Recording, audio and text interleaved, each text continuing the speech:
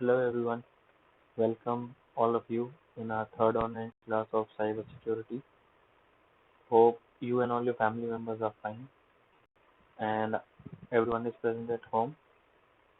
I request all of you to follow this lockdown seriously and do utilize your time properly to study, work hard, enjoy with family members. So now let's back to study. In previous class, we discussed some attacks and today also we will be discussing about the attacks only. So let's move forward with our first slide of today.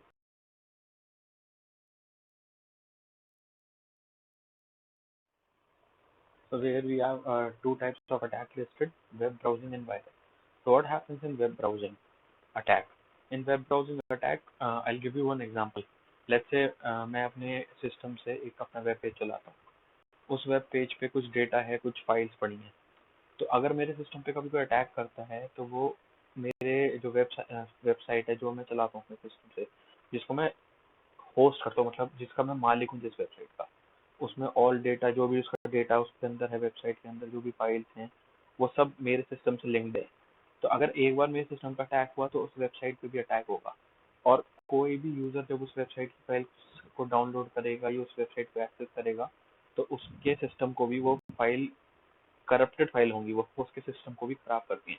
इसलिए कहते हैं कि हमें कभी भी unauthorised pages पे नहीं जाना चाहिए, फालतू के लिंक्स पे क्लिक नहीं करना चाहिए, क्योंकि उससे हमारे सिस्टम को बहुत ज़्यादा खतरा होता है. That is known as web browsing. Virus virus हम सबको पता है कि क्या होता है. आजकल वायरस वायरस लाइक क्योंकि पूरी दुनिया में we all are aware what a virus is. So let's go through the definition once. Each infected machine infects certain common executable or script file on all computers to which it can write and virus code that can cause infection. So it is very simple. It means कि एक virus होता है वो आपके system में जाता है और आपकी कुछ एग्जीक्यूटेबल फाइल्स कौन सी होती हैं कि जिन पर हम डबल क्लिक करते हैं और वो आपको कोई पीछे सॉफ्टवेयर रन कर देती है, या फिर कुछ जैसे कोई आपके पैकेज आते हैं माइक्रोसॉफ्ट को आप लॉन्च करते हैं, या फिर माइक्रोसॉफ्ट आप एग्जीक्यूटेबल फाइल भी चलाते हैं. .exe एक्सटेंशन होता है उनमें. उनसे आप क्या होता है कि वो फाइल्स आपके कुछ प्रोग्राम कुछ टास्क कंप्लीट करती हैं, टास्क करती हैं. जैसे कि आपने किसी चीज़ पर डबल क्लिक करा, कोई फाइल पे MP3 सॉन्ग की फाइल है, उस पर डबल क्लिक करा तो सॉन्ग प्ले हो गया, तो एग्जीक्यूट हुआ है, कमांड एग्जीक्यूट हुआ है, कमांड एग्जीक्यूट हुआ है कि आपका सॉन्ग प्ले हुआ है. तो वो क्या करेगा कि आपका वायरस जो है ऐसे कुछ एग्जीक्यूटेबल फाइल को खराब करेगा और धीरे धीरे वो executable file let's say MP3 की उसने 4 फाइल खराब करी, तो वो धीरे धीरे धीरे धीरे जैसे आपके सॉन्ग्स आपके C D E F G जो भी ड्राइव हैं उसमें वो सॉन्ग जाएंगे, या फिर वो इंटरेक्ट आपस में कुछ होगा, तो धीरे धीरे आपके जितने भी सॉन्ग हैं, जितने भी आपका डेटा पड़ा है सॉन्ग रिलेटेड या कोई भी और भी फॉर्मेट रिलेटेड, वो सब उस वायरस के से खराब होता जाएगा. Next is unprotected shares. So what does unprotected shares means कि हम कुछ भी शेयरिंग कर रहे हैं और उसको प्रोटेक्ट नहीं कर रहे हैं. मीन्स इट मीन्स कि आपने जब भी कुछ शेयर करते हैं, जैसे आपने किसी के सिस्टम में वायरस था, आपने उससे कोई डेटा अपनी पेन ड्राइव में लिया तो आपकी पूरी पेन ड्राइव करप्ट हो जाएगी. और जहाँ जहाँ उस पेन ड्राइव को लगाओगे, जहाँ जहाँ उस पेन ड्राइव को एक्सेस करोगे, वो सब चीज़ आपकी करप्ट होती चली जाएगी. So next one is mass mail. Mass mail क्या होता है कि sending email instructions to address found in address book. एक जितनी भी आपकी मेल बॉक्स में एड्रेसेस होते हैं, जिस दिन को भी आप ऑलरेडी मेल भेज चुके हो, तो उनको ईमेल के थ्रू आपके एड्रेस बॉक्स से सबको ईमेल भेज देगा जो भी अटैकर होगा. ये भी एक टाइप के अटैक होते हैं. फिर आते हैं होक्सेस. होक्सेस क्या होते हैं कि वायरस का होक्स मतलब एक झूठ बताया गया है कि ईमेल आया कि भाई सर्टेन ईमेल और certain site has virus in it, do not use it. Basically एक होक्स पैदा करा जाता है. That is all a fake messages which are being spread as a rumour. But actually क्या है होता है कि उसके अंदर ही वायरस छुपा होता है. कि ऐसे मैसेज आते हैं कि do not click on such such thing, but ऐसे मैसेजेस के ही अंदर वायरस को भेज देते हैं, जिससे आदमी जो हम कॉमन आदमी common people they are not able to understand. They think आदमी सीधा है, उसे पता ही नहीं क्या हो सकता है कि इसके अंदर कुछ खराबी हो, यही एक वायरस हो. So this is basically to fool the people. एक फाइल आई, उसमें लिखा था, एक ईमेल आया जैसे, उसमें लिखा है हमारे पास कि भाई this do not click on such links, कुछ लिंक दे रखे हैं, और इट हैज वायरस। पता लगा कि जो मेल आया जिसमें सब डिस्क्रिप्शन था वही वायरस से भरा हुआ है। So this is the most common thing which is happening nowadays. Let's move forward. Next slide is backdoors, password crack, brute force and dictionary. तो backdoor क्या हो गया कि आपके सिस्टम पे कुछ सॉफ्टवेयर रन कर दिया अटैकर ने, सिस्टम आपको पता भी नहीं कि बैकडोर में आपके क्या क्या चल रहा है, पीछे कौन कौन से सॉफ्टवेयर इंस्टॉल हुए हैं, क्या चीज़ें हो रही हैं, क्या डेटा आपके फ़ोन से या आपके कंप्यूटर से किसी और सिस्टम के पास जा रहा है विदाउट योर परमिशन। तो ये सब बैकडोर के अंदर आता है। Second is password crack. तो इसमें पासवर्ड क्रैक करने की अटैकर जो होता है वो कोशिश करता है। फिर third is brute force. Brute force में क्या होता है कि एक बंदा जो होता है वो आपका पासवर्ड जो है तोड़ने की कोशिश करता है। तो वो कॉम्बिनेशंस लगाएगा अलग अलग तरीके के, अपने दिमाग से कुछ कुछ चीज़ें सोचेगा कि क्या हो सकती है क्या नहीं हो सकता है, आदमी कैसे कैसा पासवर्ड बनाता है। तो ये सब चीज़ें ब्रूट फोर्स के अंदर होती हैं। आप पढ़ोगे तो थोड़ा आपको पता लगेगा। Application of computer computing and network resource to try every possible combination of options of a password. Simple है। तो नेक्स्ट वन इज डिक्शनरी।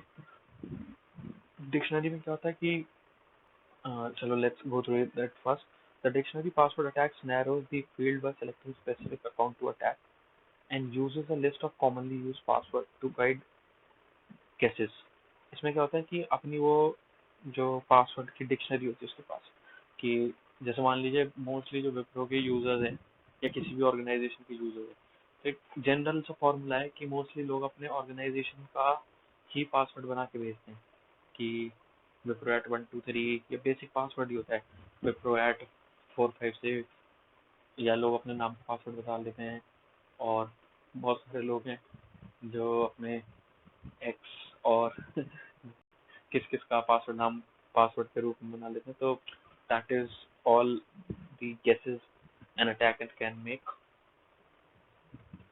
तो ये डिक्शनरी कहलाती है। तो next one is denial of service. Denial of service आपको सबको पता ही है कि डिनाइल ऑफ सर्विस में क्या होता है। डिनाइल ऑफ सर्विस में एक सिस्टम को की एक्सेस खत्म कर दी जाती है, उस पर एक ही सिस्टम से बहुत सारे अटैक करे जाते हैं। अटैक इन द सेंस बहुत सारे यूजर्स का फेक ट्रैफिक जनरेट करा जाता है, जिससे कि एक्चुअल यूजर जो उस एप्लीकेशन को या उस वेबसाइट को चलाना चाहता है वो नहीं चला पाता। क्यों? क्योंकि उस वेबसाइट की कैपेसिटी जो मैक्सिमम यूजर्स की होती है उससे कहीं ज्यादा वो पहुंचा चुके होते हैं जो अटैकर्स होते हैं।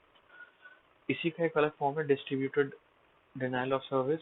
ये भी बिल्कुल डिनाइल ऑफ सर्विस की तरह ही है, बस इसमें डिस्ट्रीब्यूटेड वर्ड है। तो इट मीन्स कि डिनाइल ऑफ सर्विस में और डिस्ट्रीब्यूटेड डिनाइल ऑफ सर्विस में छोटा सा अंतर यही है कि डिस्ट्रीब्यूटेड डिनाइल ऑफ सर्विस में एक सिस्टम की जगह बहुत सारे सिस्टम से ट्रैफिक भेजा जाता है एक वेबसाइट को या किसी भी एप्लीकेशन के ऊपर, उसको हैंग करने के लिए, उसकी एक्सेस खत्म करने के लिए। जो असली ओरिजिनल यूजर्स होते हैं या जो ऑथराइज यूजर्स होते हैं उनकी एक्सेस खत्म करने के लिए। डायग्राम दे रखा है डिनाइल ऑफ सर्विस का और डिस्ट्रीब्यूटेड डिनाइल ऑफ सर्विस का, गो थ्रू इट जो मैंने एक्सप्लेन करा हुआ है। Next is spoofing. Spoofing is basically a technique to gain unauthorized access whereby the intruder sends messages to a computer with an IP address indicating that the message is coming from the trusted host। इसमें क्या करता है कि जो भी attacker होता है वो डेटा जो कहीं और से आ रहा होता है वो अपना डेटा बना के भेज देता है, अपना डेटा को अपने नई नई आईपी। आईपी क्या होता है कि एड्रेस होता है, जैसे हमारे घर का एड्रेस होता है। तो ऐसे क्या करता है कि जो भी अटैकर है वो कोई नॉन आईपी डाल देगा। नॉन आईपी क्या होती है कि आप लेट्स से आपके घर में कोई लेटर आ रहा है, तो फ्रॉम लेटर में फ्रॉम लिखा होता है कि फ्रॉम लेट्स से आपकी किसी कजन का नाम लिखा है तो यू विल एक्सेप्ट इट। अगर किसी अननोन का नाम से लेटर आ रहा है तो यू विल फर्स्ट सी क्या यार, क्या मेरे नाम पर किसने भेजा, कौन है, तो जानते ही नहीं। तो क्या करते हैं लोग, attacker kind of similar names लेते हैं जो कि जानकारों के थ्रू जो कि जानकार हो सकता है। ऐसी इंटरनेट आई पी जो एड्रेसेस होते हैं ऐसी आईपीज का यूज करते हैं और सिस्टम के अंदर घुस जाते हैं। Man in the middle, second one is man in the middle. So man in the middle means there is a person जो कि डेटा को मॉडिफाई करता है और उसमें वापस जो नेटवर्क में डाल देता है। ये सब क्या है, ये सब जो अटैक्स हैं ये तभी पॉसिबल है अगर हम साइबर सिक्योरिटी का यूज नहीं करते हैं। इसलिए हम साइबर सिक्योरिटी पढ़ते हैं कि ये सब हम ना होने दें।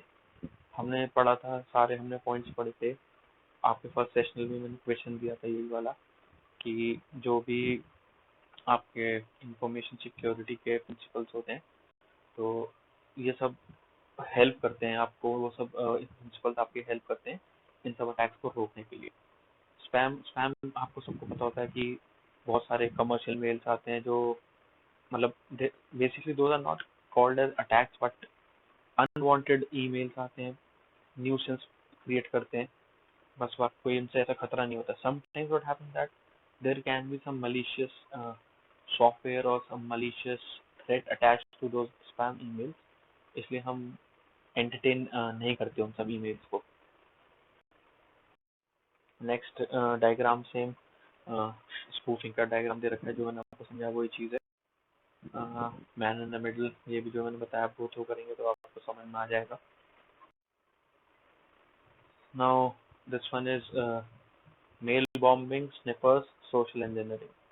मेल बॉम्बिंग में क्या करते हैं कि it is form of email attack that is also denial of service.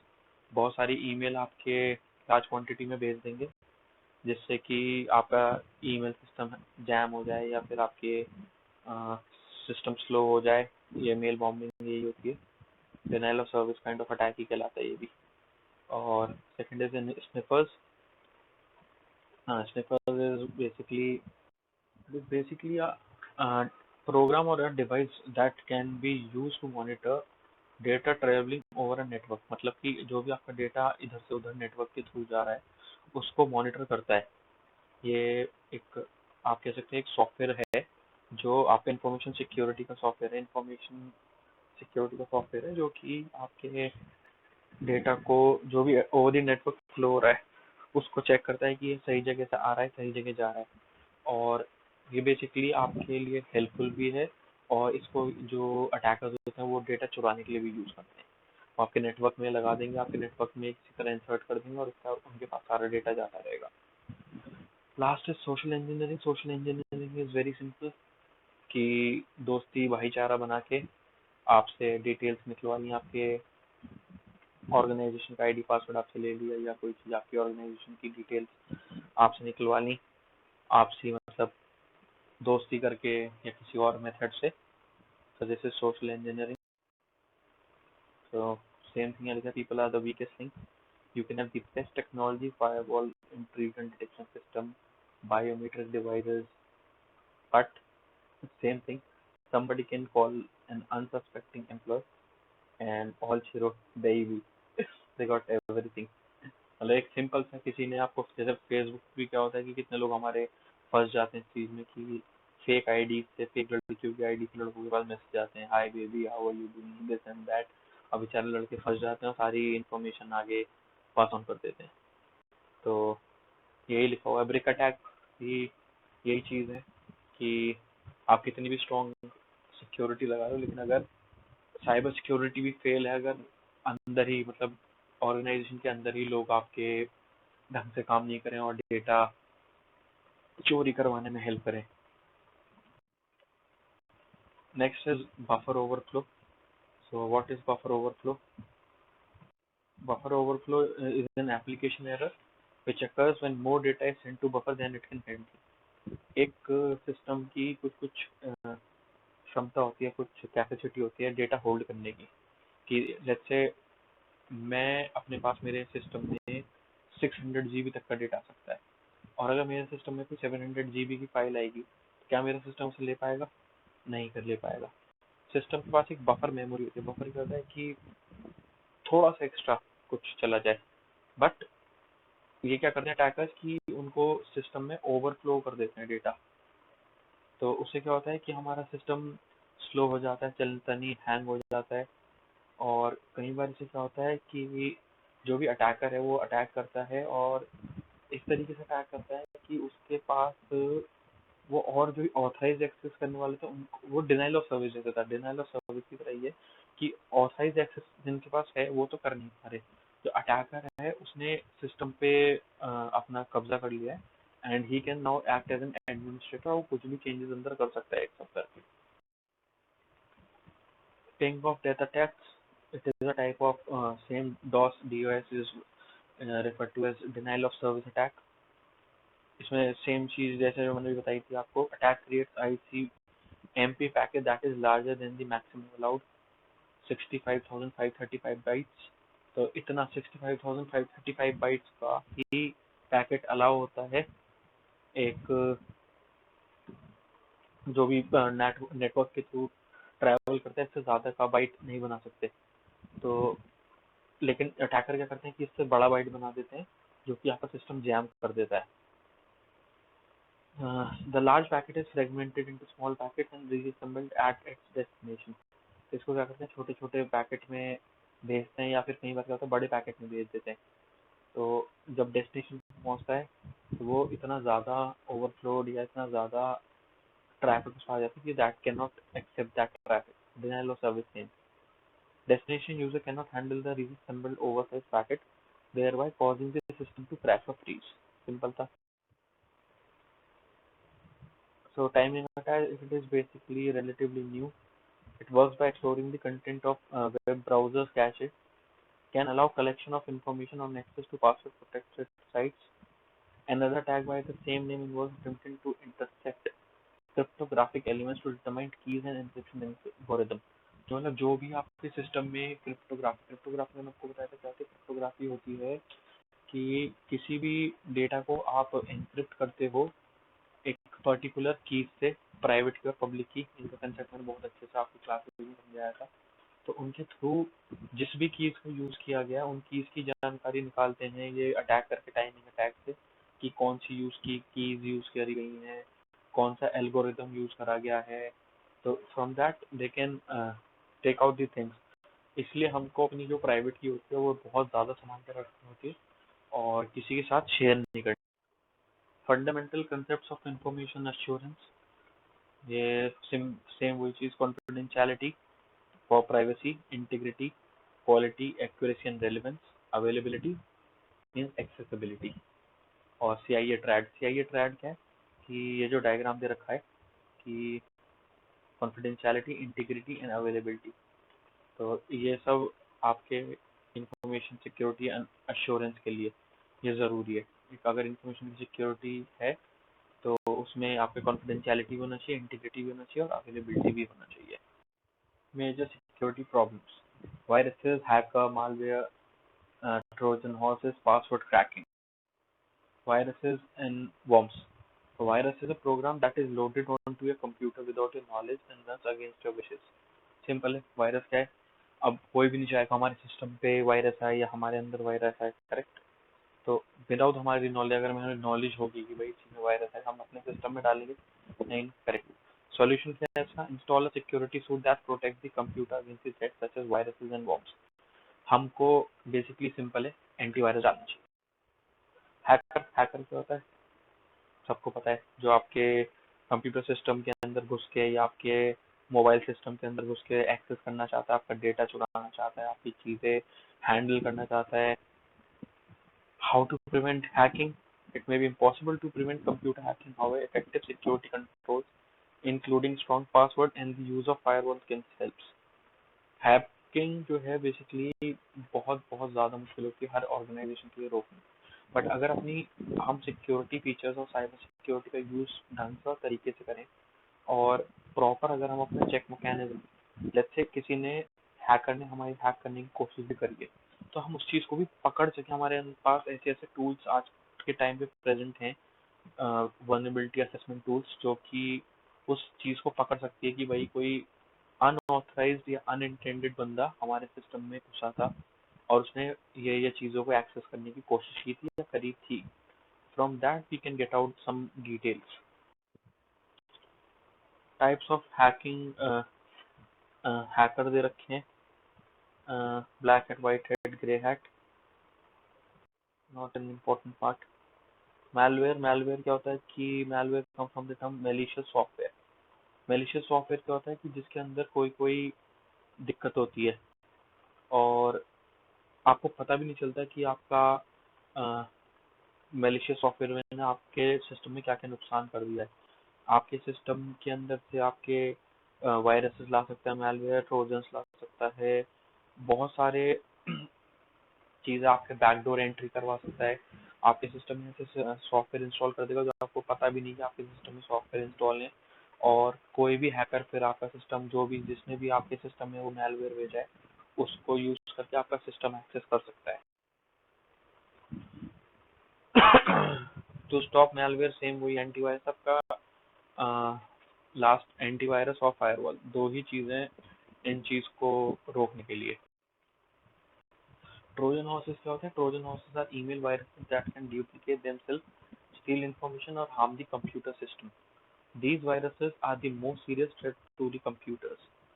Security suits such as Avast Internet Security, मतलब ये बेसिकली क्या होते हैं? पहले ट्रोजन ट्रोजन होते हैं कि ये अपना आपको डुप्लीकेट करते हैं, आपकी डेटा चुराते हैं। आपके डुप्लीकेट कैसे करते हैं कि पहले तो आपके डेटा चुराएंगे, उसके बाद क्या करेंगे कि जो भी आपकी इंपॉर्टेंट फाइल, जो आपकी सबसे ज्यादा नंबर ऑफ फाइल्स होती हैं, लेट्स से आपके सिस्टम में सबसे ज्यादा गाने हैं या वीडियोज हैं, तो ये क्या करेगा कि सबसे ज्यादा फाइल्स हैं उनको करप्ट करना स्टार्ट कर देगा। उन सबको ये एक ही फॉर्मेट में चेंज कर देगा, .exe फॉर्मेट में। आप कभी देखना आपके सिस्टम में वायरस आएगा तो आपकी सारी फाइलें मोस्टली जो सबसे ज्यादा जैसे गाने हैं या पिक्चर्स हैं वो सब एक ही फॉर्मेट में चेंज हो जाएंगे, .exe फॉर्मेट में। उन सबको ट्रोजन इफेक्ट करता है। तो इनको कैसे कंट्रोल करते हैं? Simple security firewall, security internet firewall से या फिर आपके सॉफ्टवेयर से, जैसे कि नॉर्टन हो गया, अवस्ट हो गया या मैकएफे। पासवर्ड क्रैकिंग क्या हुआ? बहुत सिंपल है। Password attacks are attacks by attackers that are able to determine passwords or find password to different protected electronic areas and social network sites. Basically password cracking करने की आपके अटैकर जो भी hacker है वो कोशिश करता है। तो इसलिए हमेशा हमें अपने पासवर्ड हमेशा स्ट्रॉन्ग बनाने चाहिए। स्ट्रॉन्ग कैसे होते हैं कि they should have one capital letter, they should be of 9 alphabets or 9 total words, or including it should be alphanumeric, special characters should be there, because इन सब का कॉम्बिनेशन ही एक स्ट्रॉन्ग पासवर्ड बनाता है। So we should always adhere to these strict rules while creating a password. This is basically a link suggestion for secure password. So why carry out a cyber security risk assessment? हमें क्यों cyber security risk assessment करना चाहिए? अभी थोड़ी देर पहले मैंने आपको बताया था एक पीछे स्लाइड में कि क्यों करना चाहिए। कि अगर कोई अटैकर हमारे सिस्टम में घुस गया है या कोई हमारे सिस्टम में अनऑथराइज्ड, अनवांटेड, अनइंटेंडेड चीज हो रही है, तो उसको पता करने के लिए कि वही क्या क्या सिस्टम में गलत चल रहा है, उसके लिए हम ये असेसमेंट करते हैं। सेम चीज written over there. I will not waste much time reading this thing, because जो मैंने आपको एक्सप्लेन करा है वही चीज यहाँ लिखी हुई है। Risk assessment typically includes the following 6 steps: identify and document asset vulnerabilities, identify and document internal and external threats, acquire threat and vulnerability information from external sources, identify potential business impacts and likelihoods, determine enterprise risk by reviewing threats, vulnerabilities, likelihoods, and impacts, identify and prioritize risk responses. Basically इसमें simple simple अगर हम important चीज़ों पे ध्यान दें तो इसमें क्या है कि हमें पता होना चाहिए और हमें उनका डॉक्यूमेंट बनाना चाहिए कि किस किस टाइप की वर्नेबिलिटीज हो सकती हैं, क्या क्या थ्रेट हो सकते हैं, कहाँ से हमारा सिस्टम थ्रेट घुस सकती है। जैसे कि आपने देखा होगा पिक्चर्स में दिखाते हैं, जब वॉर सीन्स दिखाते हैं तो पुराने टाइम के राजा क्या करते थे कि भाई हमारा सिस्टम कहाँ से कमजोर है, कहाँ से अंदर अनइंटेंडेड अनइंटेंडेड है कि जो लोग आपके एरिया के नहीं है या जो आपके लिए खतरा है वो अंदर कहाँ से आ सकते हैं, आपके वीक पॉइंट्स क्या क्या है, कैसे कैसे वो अंदर आ सकते हैं। ये सब चीज़ों का ध्यान रखते हुए हमें इन सब चीज़ों का ही ध्यान रखना है। इसमें बस यही बताया गया है।